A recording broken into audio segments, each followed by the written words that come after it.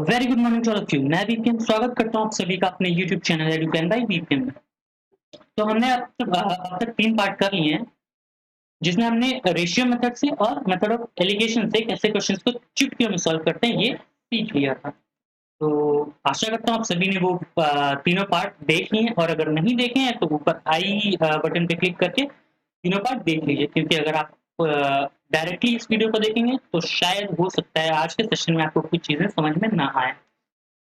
तो हर एक चीज़ अच्छे से समझने के लिए पहले वो वीडियोस देख लीजिए ऊपर आई बटन पे क्लिक करके, उसके बाद आगे बढ़िए। तो चलिए हम बढ़ते हैं आज के सेशन की तरफ।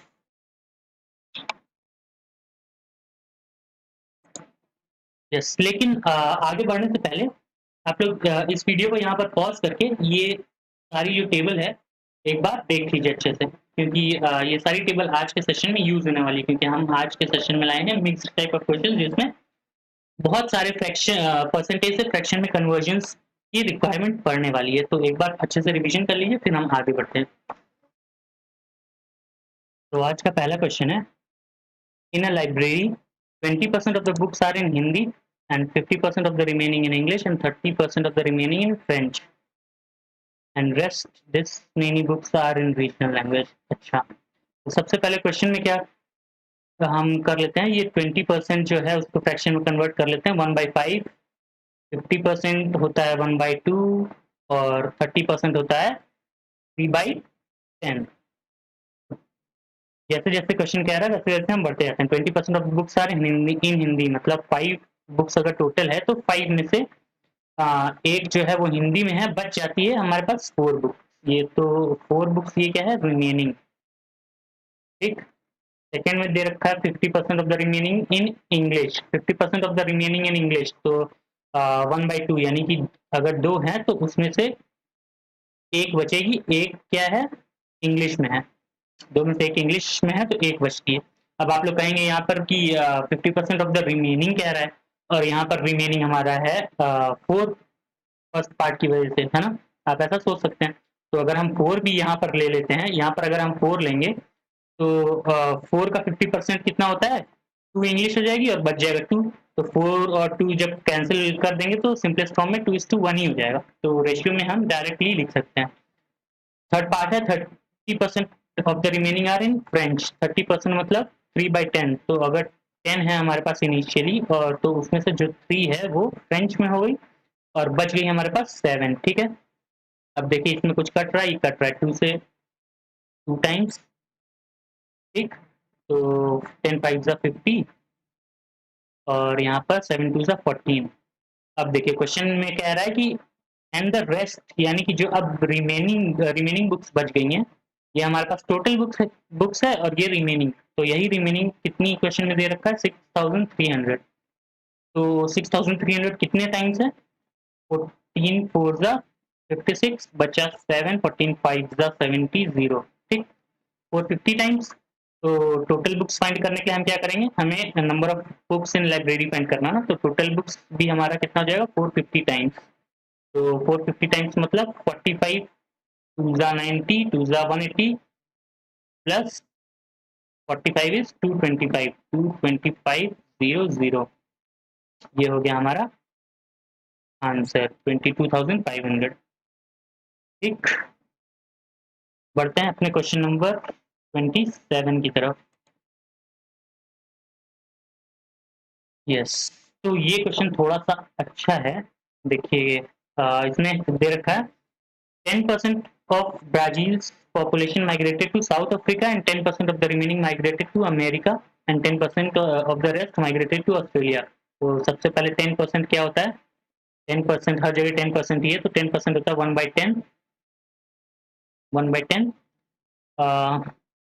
तो क्वेश्चन के साथ साथ चलते हैं। 10% of the Brazil's population migrated to South Africa, मतलब अगर 10 थी तो इसमें से एक जो है वो चली जाती है साउथ अफ्रीका, बच जाती है हमारे पास 9। ये क्या है, पॉपुलेशन आफ्टर माइग्रेशन। ठीक, और ये है बिफोर।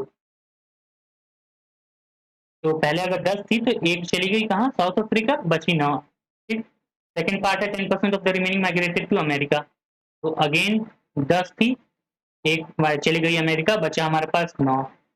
और थर्ड पार्ट में भी 10% of the rest migrated to Australia, same. ठीक, अब कहीं कट नहीं रहा है, तो ये हो गया हमारा 1000, और 9 का क्यूब होता है हमारा, 9 का क्यूब कितना होता है 729। यस, तो 729 ये हो गया हमारा 9 का cube.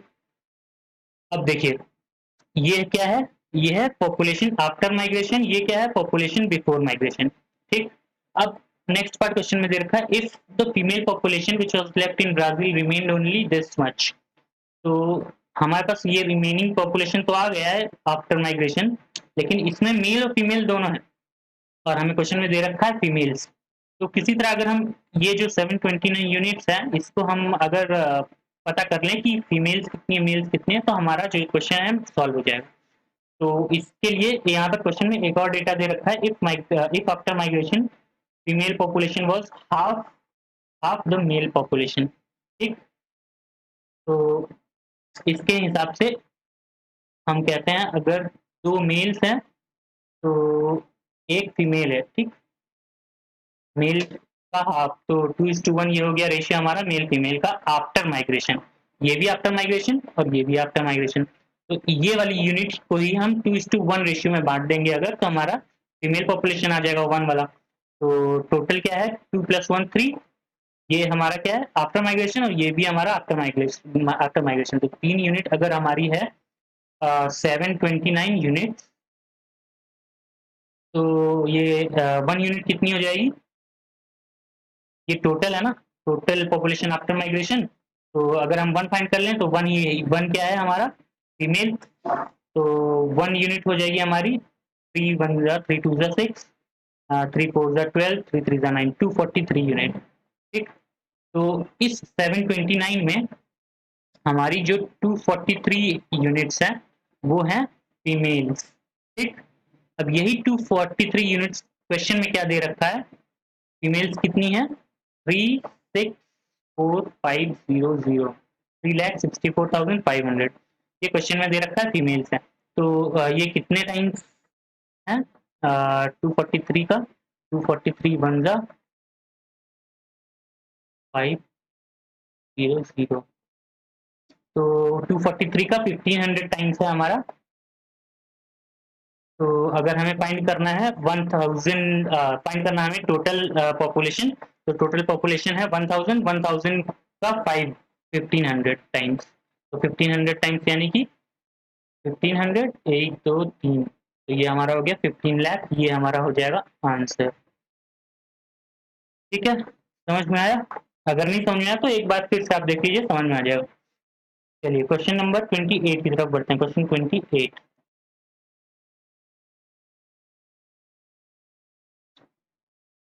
Question 28. The price of sugar is increased by 20%. What percentage, by what percent a man should reduce his consumption of sugar so that expenditure remains same? तो एक बात तो आप सब जानते ही होंगे, जैसे कि मतलब आप कोई भी चीज खरीदते हैं तो उसका प्राइस जो भी पर केजी होगा इनटू आप कितना केजी लेते हैं। ठीक, वो हो जाएगा हमारा कंजम्पशन। ठीक, प्राइस इनटू कंजम्पशन क्या हो जाएगा एक्सपेंडिचर, है ना। ये सब तो आप ये तो आप जानते हैं, जो भी प्राइस होगा और आपने उस प्राइस की चीज कितने केजी या फिर कितनी क्वांटिटी में ली, वही हमारा हो जाएगा एक्सपेंडिचर।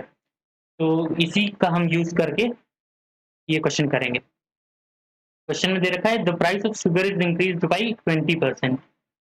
तो 20% क्या होता है 1/5। ठीक है, तो प्राइस अगर 5 पहले था, 1 से इंक्रीज करके 6 हो गया। ठीक, ये है ओल्ड, ये है न्यू। तो कंजम्पशन हमें कितना करना है कि जो एक्सपेंडिचर है वो सेम रहे। ठीक, तो एक्सपेंडिचर सेम आए उसके लिए हम क्या करेंगे, इसको भी 6 से मल्टीप्लाई कर देंगे और इसको 5 से मल्टीप्लाई कर देंगे। ठीक है ना, तो एक्सपेंडिचर सेम आ जाएगा 6 5 जा 30, 6 5 जा 30। ठीक, तो कंजम्पशन में जो डिक्रीमेंट आया वो कितने का आया, 1 का आया। कितने में आया 6 में। तो हमारा परसेंटेज क्या, परसेंटेज रिडक्शन कितना आ जाएगा कंजम्पशन में, 1/6 इंटू 100, ठीक है, यही हमारा आंसर हो जाएगा। तो आप सब लोग जानते हैं 1/6 क्या होता है, 1/6 होता है 16 होल 2/3, 16 होल 2/3%, ये हमारा हो जाएगा आंसर। तो देखिए कितना शॉर्ट, सिर्फ 2 स्टेप में आपका सॉल्व हो जा रहा है, ठीक। चलिए क्वेश्चन नंबर 29, क्वेश्चन 29, क्वेश्चन 29 भी सेम है, बस परसेंटेज डिफरेंट है। तो इसे आप लोग क्या करिए, इसे होमवर्क ले लीजिए। हाँ, थोड़ा सा हिंट दे देता हूँ, ये 42 होल 6/7 को हम परसेंट फ्रैक्शन में कैसे जल्दी कन्वर्ट करेंगे। आप सबको याद होगा ना 1/7 की परसेंटेज वैल्यू, आप सबको याद, मैंने करवाई थी। तो 1/7 का परसेंटेज वैल्यू था 14 होल 2/7, है ना। तो 14 होल 2/7 का कितना टाइम्स है 42 होल 6/7, 3 टाइम्स है। 14 3 42 और 2 3 6, तो अगर ये 3 टाइम्स है तो 1/7 का भी 3 टाइम्स कर देंगे, तो हमारा जो फ्रैक्शन में वैल्यू आ जाएगा वो कितना आ जाएगा 3/7, 1/7 का 3 टाइम्स 3/7, ठीक। ये हमारी फ्रैक्शन में वैल्यू हो जाएगी, बाकी पूरा सेम है, आप लोग इसको एज अ होमवर्क ले लीजिए। अब क्वेश्चन पढ़ते हैं हमारे क्वेश्चन नंबर 30 की तरफ। Question number 30, the price of rice is decreased by 12.5% and then increased by 28.56%, but now a person spends this much more on buying rice, find percentage change in consumption। तो question same ही है, बस इसमें क्या है, price को 2 बार increase और decrease कर दिया है, तो हमें क्या करना होगा, एक स्टेप बढ़ गया, हमें पहले टोटल प्राइस में क्या इंक्रीमेंट या डिक्रीमेंट हुआ है वो फाइंड करना है, उसके बाद सेम वे में क्वेश्चन सॉल्व कर देना है, ठीक है। तो सबसे पहले तो देखते हैं 12.5% क्या होता है, फ्रैक्शन में 12.5% होता है 1/8, और 28.56% क्या होता है, 28.56 होता है 14.28 का 2 टाइम्स है, यानी 1.7 का 1/7 का 2 टाइम्स यानी 2/7 है, ठीक। आप सबको पता है ना 1/7 होता है 14 होल 14.28, है ना। तो और थर्ड क्या दिया, 35% मोर ऑन बाइंग राइस। तो 35% क्या होता है, 35% होता है 5 7 35 अपॉन 20, 5 20 100, तो 7/20, ये सब हमारा फ्रैक्शन में कन्वर्ट हो गया। अब देखिए हमने पिछले क्वेश्चन में ही देखा था, price into consumption is equal to expenditure, ठीक है। लेकिन यहाँ पर हमें पहले, सबसे पहले प्राइस, प्राइस में ओल्ड प्राइस और न्यू प्राइस, ठीक। प्राइस एक बार डिक्रीज होता है 12.5% से, यानी कि 8 से 7 हो जाता है, एक का डिक्रीमेंट, और फिर इंक्रीज होता है 28.56, यानी 7 से 2 इंक्रीज होके 9 हो जाता है, ठीक है। ये हमारा प्राइस हो गया, तो 7 से 7 कट गया, बचा हमारा 8:9, 8:9 क्या है हमारा प्राइस का चेंज, ठीक। तो यहाँ पर आते हैं, अब हम प्राइस हमारा हो गया, ओल्ड प्राइस था 8, न्यू प्राइस 9, ठीक है। और हमें क्या दे रखा है, एक्सपेंडिचर, एक्सपेंडिचर दे रखा है 7/20, मतलब ओल्ड एक्सपेंडिचर अगर 20 था तो 35% मोर है ना, तो 27 हो जाएगा, 7 से इंक्रीज हो जाएगा एक्सपेंडिचर। तो बस अब हम कंजम्पशन को क्या मान लेंगे, कंजम्पशन को मान लेते हैं x से y हो गया, ठीक है, x से y हो गया। तो x की वैल्यू कैसे फाइंड कर लेंगे, अब देखिए 8 इंटू एक्स 20, तो x की value 20/8, similarly 9y is equal to 27, तो y इज इक्वल टू 27/9, 9 को उधर ले गए तो, ठीक है।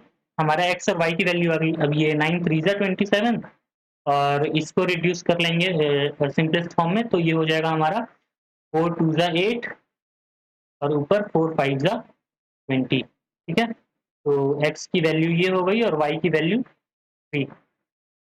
तो x इज टू वाई अगर की बात हम करें तो फ्रैक्शन में इसको होल नंबर में कन्वर्ट करने के लिए क्या कर लेंगे, 2 से अगर हम मल्टीप्लाई कर लेते हैं तो यहाँ पर क्या आ जाएगा, x की वैल्यू 5 आ जाएगी, और y की वैल्यू क्या आ जाएगी 3 टू 6, तो x इज टू वाई हो जाएगा हमारा 5 इज टू 6, यानी 5 से 6 हो जाती है कंजम्पशन की वैल्यू, 5 से 6, ठीक है। तो इंक्रीमेंट कितने का हो गया 1 का, 1 का इंक्रीमेंट हुआ और हमें फाइंड क्या करना है परसेंटेज चेंज इन कंजम्पशन। तो कंजम्पशन 1 का चेंज हुआ कितने में, पहले 5 था, 5 में एक और बढ़ गया, ठीक है। तो ये हमारा हो जाएगा 20% आंसर, 20% कंजम्पशन इंक्रीज। चलिए बढ़ते हैं क्वेश्चन नंबर 31 की तरफ। Question 31, the price of sugar is increased by 16.66% and again increased by 28.56% and then decreased by लो। इसमें प्राइस 3 बार इंक्रीज डिक्रीज हुआ, ठीक है। बाकी क्वेश्चन सेम ही है। तो पहले हम इसको कन्वर्ट कर लेते हैं फ्रैक्शन में। 16.66% फ्रैक्शन में क्या होता है 1/6, ठीक है। परसेंटेज चार्ट आप सबको इसीलिए याद करने के लिए मैंने बोला था। यहाँ पर देखिए कितना टाइम बच रहा है। और 28.56 क्या होता है 2/7, अभी हमने देखा था 1/7 का डबल। और 62.5% कितना होता है 62.5% क्या है, ये है 12.5 का 5 टाइम्स है ना, तो 12.5 हो जाता है 1/8, तो ये 5 टाइम्स यानी 5/8, ये हो गया हमारा फ्रैक्शन में कन्वर्ट। और क्वेश्चन में दे रखा है, क्या दे रखा है, but now a person uses 217 grams sugar currently while he used 124 grams previously. मतलब कंजम्पशन दे रखा है, कंजम्पशन दे रखा है, ओल्ड कंजम्पशन, न्यू कंजम्पशन, ठीक। ये कितना दे रखा है हमने, ये दे रखा है 124 ग्राम्स और ये दे रखा है 217 ग्राम्स। 124 किसी से कट रहा है, हाँ 31 इंटू 4 लिख सकते हैं इसको, इसको लिख सकते हैं 31 इंटू 7, है ना। तो 31 कट जाएगा, बचेगा हमारे पास कितना 4:7। तो ये हमारा क्या है कंजम्पशन, ठीक, ये है हमारा कंजम्पशन, कंजम्पशन का रेशियो। और एक और क्या दिया है हमें, दिया है प्राइस का रेशियो। प्राइस का रेशियो, पहले प्राइस एक बार इंक्रीज होता है 16.66%, 16.66% मतलब 1/6। तो अगर 6 पहले था तो अभी क्या हो गया 7 हो गया, 1 से इंक्रीज हो गया। एंड अगेन इंक्रीज बाई 28.56%, मतलब 7 से 2 इंक्रीज होके 9 हो गया, एंड देन डिक्रीज्ड बाई 5/8, यानी 8 से 5 का डिक्रीमेंट होके क्या हो जाएगा 3, ठीक है। ये क्या है हमारा प्राइस है, ओल्ड प्राइस न्यू प्राइस, ठीक है। तो देखिए कहीं कट रहा है, 7 से 7 कट रहा है, 3 2 कट रहा है, तो 8 2 16, 16 और यहाँ पर 9, ये हमारा प्राइस का रेशियो है, ठीक है, प्राइस का रेशियो। अब हमने देखा था consumption into price, consumption into price, इसी के नीचे कर लेते हैं। यहाँ पर कंजम्पशन लिख लेते हैं, कंजम्पशन है 4:7, ठीक। तो प्राइस इनटू कंजम्पशन ही हमारा होता था एक्सपेंडिचर, है ना। और क्वेश्चन में हमसे पूछा है find percentage change in expenditure, ठीक। तो 16 4 64, 7 9 63, तो एक्सपेंडिचर में क्या है 1 का डिक्रीमेंट हो गया, यानी एक की कमी आ गई इसमें 64 में। तो परसेंटेज चेंज क्या हो जाएगा, परसेंटेज चेंज हो जाएगा 1/64 इंटू 100%, यही हमारा आंसर, ठीक। अब 1/64 को हम कैसे लिख सकते हैं, 1/32 का हाफ, 1/32 आप लोग को मैंने सिखाया था कैसे निकालते हैं। 1/32 किसका निकालेंगे, 1/16, 1/16, 1/8, 1/4, ठीक है। आप सब जानते हैं ना 1/2 क्या होता है 50%, 1/4 क्या होता है 25%, 1/8 क्या हो जाएगा उसका आधा 12.5%, 1/16 क्या हो जाएगा उसका भी हाफ 6.25%, ठीक। उसी तरह 1/32 क्या हो जाएगा 3.12%, 5%। तो 3.125 का भी हाफ क्या हो जाएगा, कहाँ गया पॉइंटर, हाँ 3.125 का भी हाफ हो जाएगा 1.5675। ठीक है, ये हमारा हो जाएगा परसेंटेज में आंसर। चाहे आप ऐसे लिख लीजिए चाहे ऐसे लिख लीजिए, दोनों तरह से। चलिए बढ़ते हैं क्वेश्चन नंबर 32। ये क्वेश्चन 31 की तरह सेम ही है, इसलिए इसको भी आप होमवर्क ले लीजिए। तो ये आपका सेकंड क्वेश्चन हो गया होमवर्क।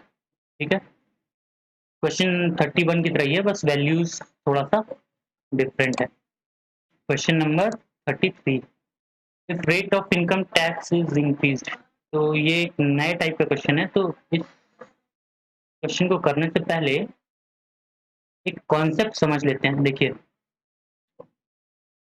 टोटल इनकम जो है, टोटल इनकम हमारा क्या होता है, नेट इनकम जो हमें मिलता है प्लस टैक्स जो कट जाता है।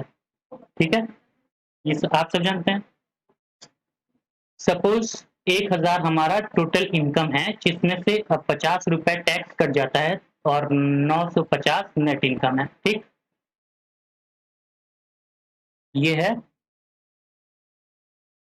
उसके बाद अब अगर हम बात करें कि ये 50 से टैक्स 100 हो जाता है, यानी इंक्रीमेंट कितने का हो गया, 50 का इंक्रीमेंट हो गया। तो नेट इनकम में क्या फर्क पड़ेगा, नेट इनकम जो हो जाएगा वो 900 हो जाएगा। ठीक, तो नेट इनकम में इंक्रीमेंट 50 का हो जाएगा। कहने का मतलब ये है कि जितना भी टैक्स में इंक्रीमेंट होता है, ठीक उतना ही नेट इनकम का डिक्रीमेंट होगा। ये कॉन्सेप्ट आपको समझ में आ गया। चलिए, तो इसी कॉन्सेप्ट पे बेस्ड ये क्वेश्चन है।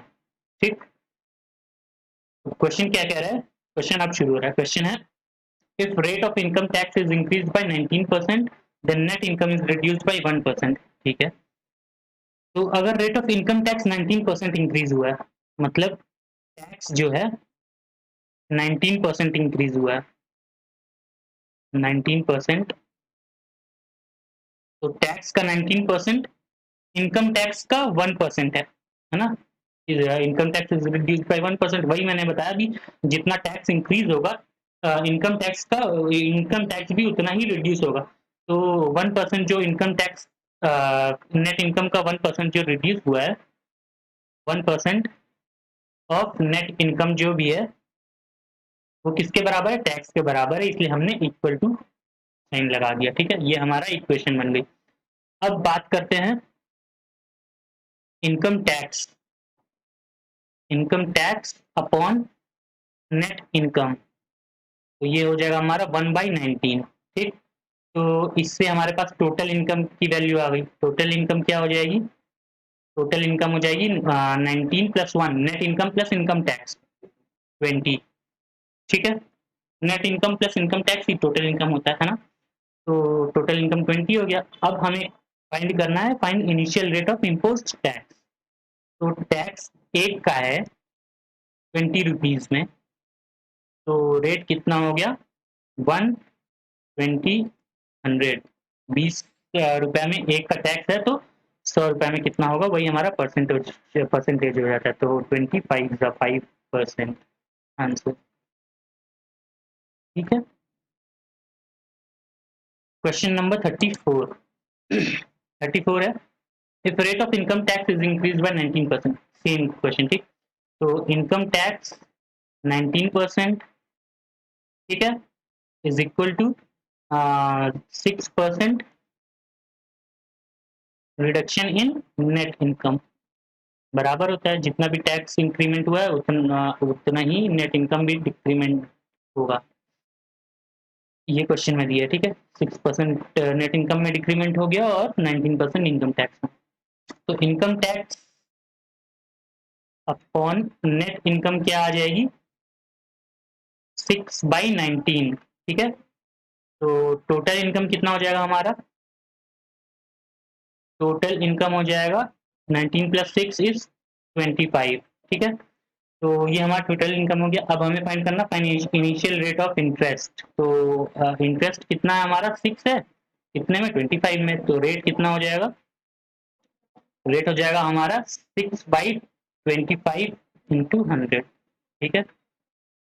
6 इनकम टैक्स है, ये ओरिजिनल टोटल इनकम है, और 100 से मल्टीप्लाई करते हैं परसेंटेज निकालने के लिए। तो क्या हमारा हो गया 25 4 जा 6 4 जा 24% आंसर, ठीक है। तो आज के सेशन में इतना ही, मिलते हैं नेक्स्ट सेशन में और भी धमाकेदार क्वेश्चंस के साथ।